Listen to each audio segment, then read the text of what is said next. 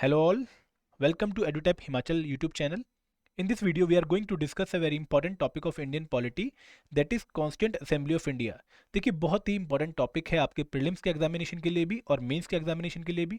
अगर आप देखें तो इस टॉपिक से लगातार क्वेश्चन पूछे गए हैं आपके प्रीलिम्स के एग्जामिनेशन में, और अगर आप एक बार ये टॉपिक अच्छे से कवर कर लें तो आपको कभी भी इस टॉपिक पर दिक्कत नहीं आएगी। तो आज के इस वीडियो में हमारा एम यही रहेगा कि ये टॉपिक आपको इस तरीके से करवा दिया जाए ताकि आप इसके क्वेश्चन कभी भी गलत ना करें। लेक्चर शुरू करने से पहले मैं आपको बता दूं कि आपको हमारा यूट्यूब चैनल सब्सक्राइब करना है एंड हमारा टेलीग्राम चैनल ज्वाइन भी करना है।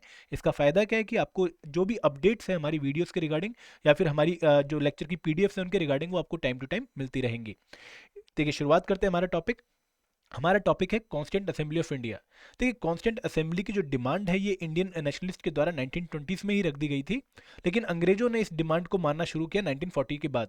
सबसे पहले क्रिप्स मिशन आता है जो कहता है कि हम एक कॉन्स्टिट्यूंट असेंबली बनाएंगे जहां पर मेनली इंडियंस पार्टिसिपेट करेंगे, और ये बात कांग्रेस को नहीं करती है। कांग्रेस को लगता है कि ये मेनली इंडियन वर्ड्स नहीं होना चाहिए, सिर्फ इंडियन वर्ड होना चाहिए। तो उसके बाद एक और मिशन आता है, कैबिनेट मिशन, एक 3 मेंबर मिशन है, 1946 में इंडिया में आता है, जो फाइनली कंसीड करता है इंडियंस की डिमांड को कि वहां पर एक कॉन्स्टिट्यूंट असेंबली बनाई जाए जहां पर सिर्फ इंडियंस हो। तो कैबिनेट मिशन प्लान ने जो स्कीम बताई उसके अकॉर्डिंग हमारी कॉन्स्टिट्यूंट असेंबली बनाई गई थी, जिसने हमें हमारा इंडिपेंडेंट कॉन्स्टिट्यूशन दिया। ठीक है, तो ये कैबिनेट मिशन प्लान बेसिकली था क्या और उसकी स्कीम क्या थी, हम पहले इसको समझते हैं। देखिए कैबिनेट मिशन प्लान में बताया गया कि there should be 389 seats in the constituent assembly. मतलब क्या कि जो संविधान सभा होगी, जो हमारे लिए संविधान बनाएगी, यहाँ पर टोटल 389 सीट्स होंगी और इनको डिवाइड किया गया। जो टोटल 389 सीट्स थी इनको डिवाइड किया गया ब्रिटिश प्रोविंसेस में एंड प्रिंसली स्टेट में। और ऐसा बोला गया कि जो उस टाइम पर 11 ब्रिटिश प्रोविंस हैं। देखिए जो अंग्रेज थे, आपको पता होगा कि अंग्रेजों ने भारत को 2 तरीके से डिवाइड कर रखा था। एक ऐसा एरिया जहां पर अंग्रेज डायरेक्टली गवर्न करते थे अपने गवर्नर की मदद से, और एक ऐसा एरिया जहां पर राजा और नवाब गवर्न करते थे, लेकिन राजा और नवाब किसकी सॉवरेनिटी मानते थे, ब्रिटिश क्राउन की सॉवरेनिटी मानते थे। तो इन्हीं जो 2 तरह के स्टेट्स थे इनके बीच में जो सीट्स की डिवीजन करी गई, तो टोटल 296 सीट्स दी गई out of 389 to the 11 British provinces, और जो 93 सीट्स थी वो प्रिंसली स्टेट्स को दी गई। वो स्टेट्स जो कि राजा और नवाब के द्वारा रूल किए जाते थे, लेकिन वो सुजेनिटी मानते थे, वो सॉवरेनिटी मानते थे ब्रिटिश क्राउन की। ठीक है, अब फर्दर ब्रिटिश प्रोविंसेस में जो गवर्नर प्रोविंसेस थे जहां पर गवर्नर रूल करते थे वहां पर 292 सीट्स दी गई, और चीफ कमिश्नर प्रोविंसेस जो कि आज की यूनियन टेरिटरीज हैं, फॉर एग्जांपल अजमेर, वहां पर 4 सीट्स दी गई। और ये बोला गया कि इनका जो मेथड ऑफ नॉमिनेशन होगा वो एक पर्टिकुलर तरीके से होगा प्रिंसली स्टेट में और डिफरेंट तरीके से होगा प्रोविंसेस में। प्रिंसली स्टेट में तो बोला गया कि जो राजा है, जो नवाब है, वो कुछ नामों को नॉमिनेट करेगा जो पार्ट बनेंगे कॉन्स्टिट्यूंट असेंबली की। लेकिन जो प्रोविंसेस थे वहां पर यह बोला गया कि जो सीट्स है उनको एलोकेट करेंगे हम हर एक प्रोविंसेस में in proportion to their respective population. For example अगर एक प्रोविंस है यूनाइटेड प्रोविंस, जो उस टाइम पर आज का उत्तर प्रदेश है, तो यूनाइटेड प्रोविंस को बोला गया कि आपकी पॉपुलेशन के हिसाब से हम आपको कुछ सीट्स देंगे इन दी कॉन्स्टिट्यूंट असेंबली। ठीक है, अब इनका इलेक्शन कैसे होगा, ये सीट्स भरी कैसे जाएंगी, तो बोला गया कि जो प्रोविंशियल लेजिस्लेटिव असेंबली है, फॉर एग्जांपल उत्तर प्रदेश या यूनाइटेड प्रोविंस की जो लेजिस्लेटिव असेंबली है वो अपने रिप्रेजेंटेटिव चुनकर भेजेगी इन दी कॉन्स्टिट्यूंट असेंबली। तो जो प्रोविंसेस वाला पार्ट है, ब्रिटिश प्रोविंसेस वाला पार्ट, इसकी जो 296 सीट्स थी इनको फिल किया जाना था by the provincial legislative assembly, जो अपने रिप्रेजेंटेटिव को चुनकर कहां भेजेंगी, इन दी कॉन्स्टिट्यूंट असेंबली। और जो प्रिंसली स्टेट वाला पार्ट था इसमें क्या बोला गया कि इसमें राजा और नवाब नॉमिनेट करेंगे।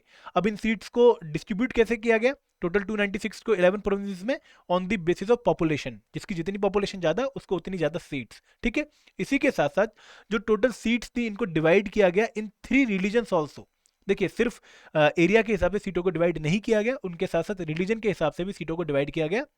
और बोला गया कि इनमें जो सीट्स हैं इनको 3 कम्युनिटी में हम डिवाइड कर रहे हैं, एक मुस्लिम कम्युनिटी, सिख दूसरी कम्युनिटी एंड जनरल तीसरी कम्युनिटी। जनरल में वो बाकी सारी कम्युनिटीज आ जाएंगी जो मुस्लिम एंड सिख नहीं है। ठीक है, और इनके बेसिस में भी किस तरीके से डिवीजन हुई सीट्स की, on the basis of population, जिसकी जितनी पॉपुलेशन जिस कम्युनिटी की उसको उतनी सीट्स। ठीक है, तो ये एक स्कीम प्रोवाइड करी गई कैबिनेट मिशन प्लान के द्वारा।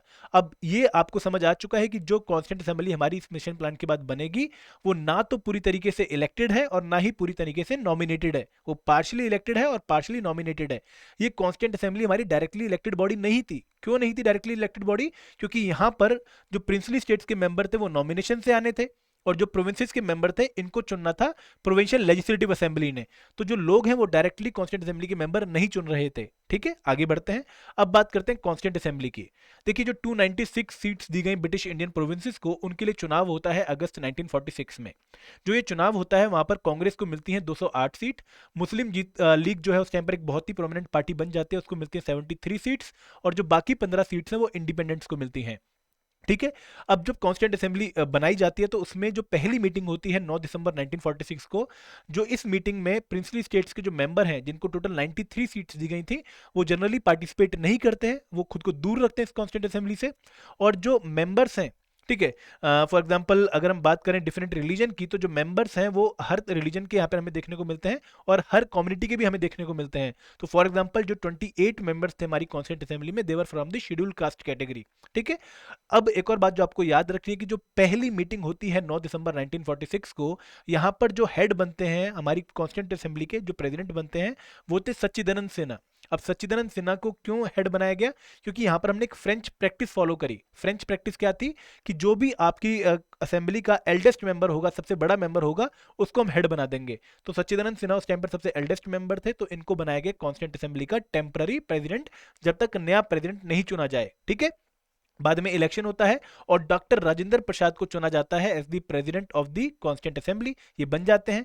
अब इसके बाद किस तरीके से कॉन्स्टिट्यूशन बनेगा, क्या फिलॉसफी हम फॉलो करेंगे, तो उसके लिए जवाहरलाल नेहरू एक ऑब्जेक्टिव रेजोल्यूशन पेश करते हैं इन दी असेंबली, और यही ऑब्जेक्टिव रेजोल्यूशन वो एक ब्रॉड गाइडलाइन होगी जिसके बेसिस पर हमारा कॉन्स्टिट्यूशन फ्रेम किया जाएगा। देखिए, जो ये इनिशियल स्कीम बताई गई थी कैबिनेट मिशन प्लान के द्वारा, ये चेंज हो जाती है आफ्टर इंडिपेंडेंस, आफ्टर पार्टीशन। अब वो किस तरीके से चेंज होती है कि जो strength of the constituent assembly है, it is change after the Indian independence act of 1947। इसका एक बहुत बड़ा हमें चेंज देखने को मिलता है इंडियन इंडिपेंडेंस एक्ट ऑफ 1947, जो कि इंडिया को इंडिपेंडेंस ग्रांट करता है।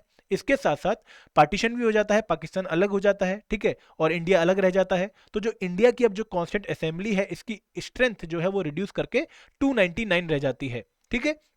इन 299 की डिवीजन कैसे है कि 229 ब्रिटिश इंडिया को, ब्रिटिश प्रोविंसेस को, और 70 प्रिंसली स्टेट्स को।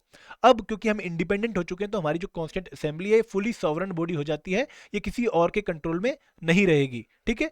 वो मेंबर जो उन टेरिटरी से बिलोंग कर रहे थे, जो कि पाकिस्तान का पार्ट हो चुकी है, वो कॉन्स्टिट्यूंट असेंबली का मेंबर नहीं रहते हैं। ठीक है। देखिए, इंडियन इंडिपेंडेंस एक्ट से एक और खास बात क्या होती है कि जो पार्लियामेंट वाला फंक्शन है वो भी कॉन्स्टिट्यूंट असेंबली को दे दिया जाता है, और बोला जाता है कि constituent assembly will now also become a legislative body. ठीक है। ये कोई भी लॉ नया बना सकती है, कोई भी ब्रिटिश लॉ को डिलीट कर सकती है, और इसके साथ साथ इंडिया को गवर्न करने के लिए टेम्पररी प्रोविजन भी बना सकती है। अब जब इंडिया इंडिपेंडेंस हो जाता है, इंडिया को इंडिपेंडेंस मिल जाती है, तो जो 70 प्रिंसली स्टेट्स वाली सीट्स जो पहले खाली थी वो भी अब फिल होना शुरू हो जाती हैं। अब किस तरीके की हमें असेंबली देखने को मिलती है? टोटल 299 मेंबर्स हैं, जिनमें 15 वुमेन मेंबर हैं और 284 मेन मेंबर हैं। याद रखिएगा कि मोहम्मद अली जिन्ना एंड महात्मा गांधी ये कभी भी कॉन्स्टिट्यूंट असेंबली का पार्ट नहीं बनते हैं। अब देखिए, जब भी काम बहुत ज्यादा होता है, क्योंकि एक देश का आप संविधान बना रहे हैं, बहुत बड़ा काम है, तो यहाँ पर उस काम को करने के लिए कुछ कमेटीज बनाई जाती हैं, जिनमें दो तरह की कमेटी हमें हमारे कॉन्स्टिट्यूशन में देखने को मिलती हैं। एक है मेजर कमेटी और दूसरी है माइनर कमेटी। जो मेजर कमेटी है वो टोटल 8 इन नंबर होती हैं, जिनमें सबसे इंपॉर्टेंट होती है ड्राफ्टिंग कमेटी, जिसको हेड कर रहे होते हैं डॉक्टर BR अम्बेडकर। जो माइनर कमेटीज हैं, इनका छोटा मोटा काम होता है कि आपको फ्लैग बनाना है, आपको छोटे मोटे काम करने हैं, आपको रूल्स एंड डेकोरम मेंटेन करना है। तो इनको हेड कर रहे थे assembly member as well as non assembly member. जरूरी नहीं था कि माइनर जो कमेटी थी उसका हेड असेंबली मेंबर हो।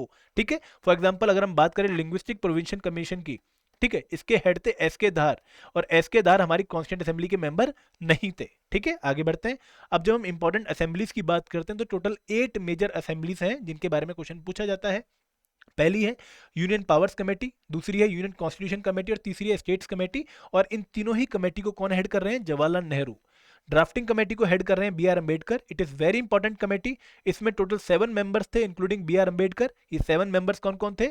N Gopalaswami Ayyar, Alladi Krishnaswami Ayyar, doctor KM Munshi, Syed Mohammad Saadulla, N Madhav Rao and TT Krishnamachari. Rules of procedure committee and steering committee को हेड कर रहे थे Rajendra Prasad. And provincial constitution committee and advisory committee on rights, minorities, tribal and excluded area, इनको head कर रहे थे सरदार पटेल। देखिए, एक बात खास ध्यान रखिएगा कि इनके चेयरमैन के बारे में क्वेश्चन पूछा गया है पहले भी, और आगे भी पूछा जा सकता है, और इसके साथ साथ ड्राफ्टिंग कमेटी के मेंबर्स के रिगार्डिंग भी क्वेश्चन पूछा गया है, तो आपको ये टॉपिक अच्छे तरीके से पता होना चाहिए। अब बात करते हैं कॉन्स्टिट्यूंट असेंबली के फाइनल ड्राफ्ट की। देखिए जो ड्राफ्टिंग कमेटी है ये फाइनल ड्राफ्ट बनाते हैं हमारे कॉन्स्टिट्यूशन का 4 नवंबर 1948 को, और इसको असेंबली के सामने रख देते हैं कि आप डिस्कस करिए। लोग भी इस पर अपनी अमेंडमेंट देते हैं, और अमेंडमेंट आने के बाद सब कुछ इसमें इनकॉर्पोरेट होने के बाद एक फाइनल ड्राफ्ट आता है 26 नवंबर 1949 को, जिसके बाद उसको डिस्कस किया जाता है और हमारा कॉन्स्टिट्यूशन फाइनली इनेक्ट किया जाता है, अडॉप्ट किया जाता है ऑन 26 नवंबर 1949। देखिए जो डेट ऑफ एडॉप्शन है हमारे कॉन्स्टिट्यूशन की वो है 26 November 1949, and it is totally different from the date of commencement of the Indian constitution which is 26 January 1950। ठीक है, तो ये बातें आपको ध्यान रखनी है। बहुत इन डेट्स पे कई बार आपसे गलती करवाने की कोशिश की जाती है, ये गलती आपको नहीं करनी है। इसके अलावा संविधान बनाने के अलावा हमारी कॉन्स्टिट्यूंट असेंबली ने और भी बहुत सारे काम किए। हमारी कॉन्स्टिट्यूंट असेंबली ने नेशनल फ्लैग अडॉप्ट किया 22 जुलाई 1947 को, and national anthem and national song adopt किया 26 जनवरी 1950 को, ये 24 जनवरी 1950 को। और ये टॉपिक जो क्वेश्चन है ये बहुत बार बने हैं इस पर्टिकुलर लाइन पर। It elected doctor Rajendra Prasad as the first president of India on January 24 1950। इसने हमारी जो कॉमनवेल्थ की मेंबरशिप है उसको भी रेटिफाई किया था, और जब तक हमारी जो पार्लियामेंट उसके इलेक्शन नहीं हो जाते 1951 में, तब तक हमारी जो कॉन्स्टिट्यूंट असेंबली है हमारे लिए संविधान बनाने का काम और कानून बनाने का काम दोनों ही कर रही थी। ठीक है, तो ये है हमारे other functions of constituent assembly. तो यहाँ पर फैक्चुअल नॉलेज काफ़ी ज़्यादा है, आपको डेट्स का ध्यान रखना है, आपको मेंबर्स का ध्यान रखना है। तो अब कुछ क्वेश्चंस आप लोगों के सामने जिनसे आप ये चेक कर पाओ कि आपने जो पढ़ा है वो सही पढ़ा है या गलत पढ़ा है, आप उसको रिकॉल कर पाए हैं। तो पहला क्वेश्चन ये है कि with reference to constituent assembly of India which of the following statement is not correct? It included 15 women. पहली statement. Sachchidananda Sinha was the temporary president of constituent assembly till assembly elected Rajendra Prasad. Union Powers Committee of the Constituent Assembly was headed by Dr. B.R. Ambedkar. Each province and princely state were allotted seats in proportion to their respective population. आपको बताना है कि कौन सी statement correct नहीं है। तो यहाँ पर अगर आप लोगों ने ध्यान दिया हो तो 15 वुमेन थी, सही बात है। सच्चिदानंद सिन्हा टेम्पररी प्रेसिडेंट थे, बिल्कुल सही बात है। Each province and princely state were allotted seats in proportion to the respective population, बिल्कुल सही बात है। लेकिन यूनियन पावर कमेटी जो थी वो doctor B R Ambedkar head नहीं कर रहे थे, ये जवाहरलाल नेहरू हेड कर रहे थे। तो सही आंसर क्या बनेगा? रहा option C, it is not a correct statement. Second question, who among the following was the chairman of drafting committee and union constitution committee to the constituent assembly? आपको बताना है कि ड्राफ्टिंग कमेटी के chairman कौन थे and union constitution committee के chairman कौन थे। आपको 4 ऑप्शन दिए गए हैं। तो देखिए ड्राफ्टिंग कमेटी के चेयरमैन कौन है? Doctor B R Ambedkar. तो आपको पता है कि ये दो तो गलत हो गए, फिर 2 ही ऑप्शन बचे। तो डॉक्टर बी आर अम्बेडकर आपको पता है ड्राफ्टिंग कमेटी। अब आपको याद रखना है कि यूनियन कॉन्स्टिट्यूशन कमेटी का हेड कौन था, तो वो थे पंडित जवाहरलाल नेहरू। तो हमारा राइट आंसर क्या बनेगा? Option A. ठीक है, question number third, which of the following statement is are correct? आपको 2 स्टेटमेंट दी गई हैं और आपको बतानी है कौन सी स्टेटमेंट करेक्ट है। Constituent Assembly also worked as the provisional parliament of India with Dr. Rajendra Prasad as its elected speaker. And second statement है कि representative from all princely states attended the first meeting of the Constituent Assembly held on December 9, 1946. ठीक है, तो देखिए doctor Rajendra प्रसाद Constituent Assembly के head थे, लेकिन जीवी मावलंकर हेड बनते थे जब जब हमारी कॉन्स्टिट्यूंट असेंबली वर्क करती थी एज दी पार्लियामेंट। ठीक है, तो एक इंपॉर्टेंट पॉइंट है जो मैं पहले बताना मिस कर गया, लेकिन आपको यहां पर ध्यान रखना है। ठीक है, दूसरी बात कि हमारे जो प्रिंसली स्टेट्स के रिप्रेजेंटेटिव थे उन्होंने पहली मीटिंग अटेंड नहीं करी थी, तो दोनों ही स्टेटमेंट गलत हैं। ऑप्शन क्या आएगा? Option D. ठीक है, तो ये था हमारा आज का लेक्चर जहां पर हमने constituent assembly of India discuss किया। आई होप कि आपको ये लेक्चर समझ आया होगा, आप लोगों ने एंजॉय किया होगा। Thank you very much friends. जय हिंद, जय भारत।